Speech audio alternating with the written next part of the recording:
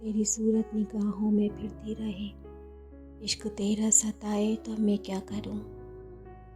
कोई इतना तो आकर बता दे मुझे, जब तेरी याद आए तो मैं क्या करूं। मैंने खाके नशीमन को बूसे दिए और ये कह के भी दिल को समझा लिया। आशियाना बनाना मेरा काम था, कोई बिजली गिराए तो मैं क्या करूं। मैंने मांगी थी मस्जिदों में ये दुआ, मैं जिसे चाहता हूँ वो मुझको मिले।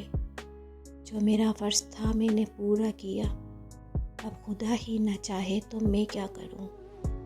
शौक़ पीने का मुझको ज़्यादा न था, तर्क तौबा का कोई इरादा न था। ये शराबी नहीं मुझको तोहमत न दो, वो नज़र से पिलाए तो मैं क्या करूँ।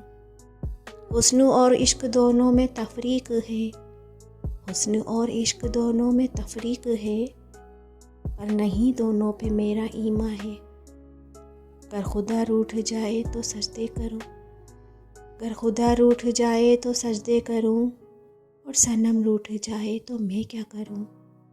चश्मे साकी से पीने को मैं जो गया, चश्मे साकी से पीने को मैं जो गया, पारसाई का मेरी भरम खुल गया।